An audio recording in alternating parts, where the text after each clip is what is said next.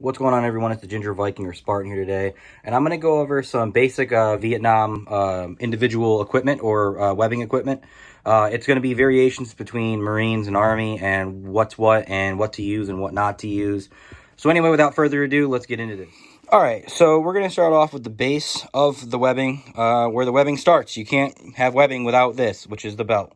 There are these are the two most common belts seen in Vietnam. There is a whole separate piece of kit or set of kit called the M67. I don't have it. I don't have any pieces of it. I don't plan to get any of it, but it is out there, and it is technically correct for the later end of the war, like 68 on, but you're not really going to see much of it, if at all, any of it, and there's really very few examples of complete sets of it. So anyway, back to what I was saying. To the basis of all webbing is the belt. To start off, we'll go with the most common and widely seen belt and used belt, which is the M56 webbing belt. It was used by Army, Marines, Navy, Special Forces. Everybody who's in Vietnam probably has either seen or worn an M56 belt at some point. The lesser known, but still was out there and used by the Marines, was the M61, which has these little snaps here. Other than that, it's pretty much identical to the M56, other than I think the pattern of the weaving is different. This is horizontal while this is vertical, and the belt buckles are a tiny bit different, but I mean, not really too much. Again, these were only really used by Marines, as far as my knowledge. I haven't seen any Army guys with these. Obviously, I might be wrong. There might have been an Army guy or somebody who got his hands on one, but I highly doubt it. So for 9 times out of 10, you're pretty much good with the M56. If you're doing Marine, you could go with the M61. Moving on from there, we're going to go to the next key essential to having a web set, because again, without this, you don't have a web set. And those are your suspenders. These are the two main suspenders I've seen used. Again, one set of suspenders over here is the Korean War reissued or World War II reissued dyed from khaki to OD green, typically only used by the Marines. I believe it's the M41 suspenders. With the addition of the shoulder boards, those are separate. You've got to get them separately. Guys would have got them from the PX or remaining Army supplies, but they really do help. Just not have the suspender dig into your shoulder on heavier loads or like longer days. Other than that, they have clips in the back and then these little hooks in the front. Obviously, you can kind of guess how you mount that up. But anyway, you can't really hang anything off of them like you can with the M56. Though typically Marines wore them under their M55s, so you wouldn't really be able to hang anything off of them anyway. Moving on from those ones, you have the most common ones, which is the M56 suspenders. This particular one is the first patterns. Other than that, they have these little hooks on all four, and you hook them into the belt, and I'd say it's a vast improvement over the M41s, comfort-wise, weight distributing or whatever. It's way better, and 9 times out of 10, these are the ones you're going to be correct and you're going to want to use for most kits. Again, this is more of a mid to early war to mid Marines, and only Marines, if that at all. And they would really ditch them as soon as they can get their hands on a set of M56 suspenders. Now, moving on to what's on the belt. Now, it really depends on what unit you're in, what era you're trying to go for, what era that your impression is going for. But this is predominantly what you're going to see 9 times out of 10, the equipment. Of course, we'll get into each piece and I'll kind of break everything down. We'll start with the canteen covers.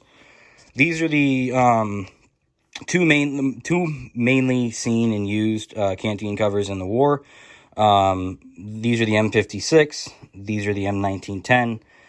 Predominantly, again, the Marines getting the hand-me-downs were reissued these from early to mid-war, and some guys even carried them up until the end of the war.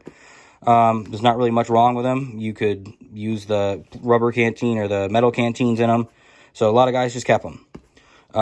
Again, predominantly only Marines.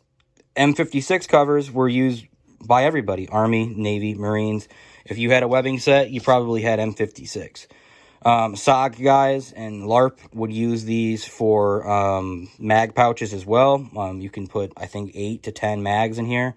So it was a vast improvement over the M56 pouches, which can only carry 3, or the M61s, which can carry 1. So anyway, main differences to note. Obviously, everything kind of looks the same other than the closure systems, which these are the nubs, or whatever you want to call them, snaps. And these are just, normal snaps, I guess, or so, whatever. And obviously, the system how you fasten it to the belts is M1910 hanger versus the newer slide keepers. One thing to note on the M56 canteen covers is that there is ones that are the cotton trimmed here around here, and then there are the ones that are the nylon trim. Just something to note, I've never really seen a price difference. I've never seen someone wanting more for one or the other, but just something to look for. The cotton trims are earlier dated typically than the nylon. Moving on from there, you have your 2 canteens. As I was saying before, you saw Marines getting the aluminum ones throughout the war as well, but they typically would switch them out for the rubber ones. Other than that, that's not much to say about the canteens. Canteen cup, that's up to you if you want to carry it or not. Some people did, some people didn't. Some people put it in their rucks. Moving on from there, we have our ammo pouches. These are typically, these are M61s, typically only used by Marines. I've never seen Army guys. I could maybe somebody in the advisor roles. I don't know. Don't quote me on that. But these are only for Marines typically, and they would go onto the M61 belt. Hence is why there's a little snap on the inside of the little loop here. So you would slide it onto the belt and then snap it into place, and you can mount it high or low. And then it also has M1910 hangers off the bottom, so you could hang a Carlisle pouch or a canteen cover or a three cell grenade carrier. Depends on the guy. Some guys did, and some guys did use these. Just depended on you. I know there are 2 variants of the M61. I'm pretty sure that they might be different. I know one's like a little bit bigger or something. Whatever, not a big deal. Moving up, these are the the M56 first pattern ammo pouches. These were obviously the earlier ones, and then they were replaced by the second pattern, which is pretty much all the same, minus there's a metal plate in the front here to hold its shape, and then the little eyelet. Both were removed. Other than that, pretty much the same thing, with a little retention hook that you hook to the suspenders here to make it so you can pull your ammunition out and open the flap a little bit easier. Then moving on from there, we'll go up to the butt pack. This is the most controversial piece of kit. You have some people will die on their hill because they love their butt pack, and other people will say, drop that thing, it's absolutely useless, you're not going to need it. I'm in the middle. I like it for certain things. It has really good applications for certain uses. And then sometimes it just is absolutely useless, and it gets in the way, and it's cumbersome, and you could put another canteen in its spot. My opinion, it's really only good if you're using it for like a 1-day event where you just want to, throw an MRE or something in there, or C-Rats, whatever, and you just want to throw like maybe an extra couple pairs of socks, a C-Rat box, maybe a couple extra water bottles or something. But other than that, just ditch it. A lot of guys ditched it in the field as well because of they'd rather carry a rucksack than this thing. But yeah, it's up to you really. It's not wrong to have it, but it's definitely more of an early to really early mid-war type thing. A lot of guys, again, ditched them. Moving on from there, this is more of a Marine. These are a couple more Marine Corps specific pieces that I'm going to go over. This is a Korean War 3-cell grenade pouch. It's another hotly contested piece of equipment. I personally use it only for magazines and for airsoft or non-soft. There's a dead rag in the top one, sometimes even my phone. But I know some people, they hate them because you have like a grenade in there. You just can't open the snaps and the thing's flapping around. Again, that's why I only use it for mags. I could fit a good amount of 20-rounders in each one, and they're easy to get to. And yeah, but again, it's another Marine Corps only piece of kit. And it's got the M1910 hangers, a leg strap. I don't use the leg strap. That's why it's all tied up. Moving now into the other piece of more Marine Corps specific kit. This is your jungle first aid kit, or your JFAC.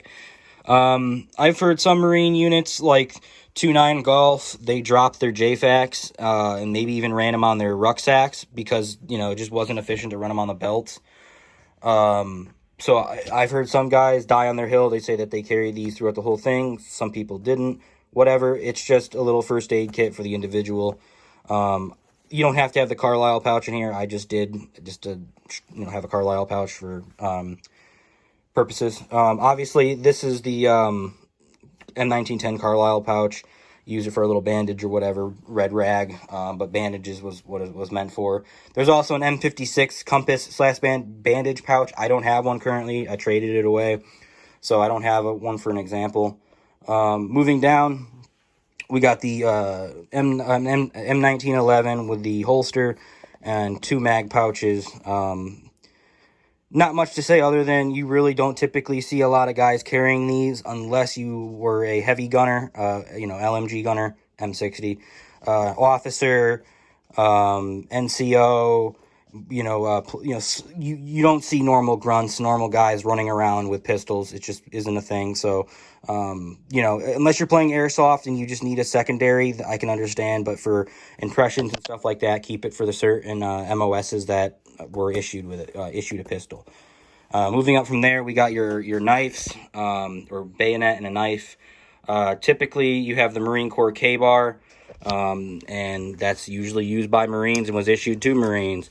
I'll pull them both out of the sheath so you can see the difference of what kind of knives they are. This is the M7 bayonet. I also have an M6, but the M6 is for the M14, and we don't use the M14 anymore, but that's another one to keep in mind.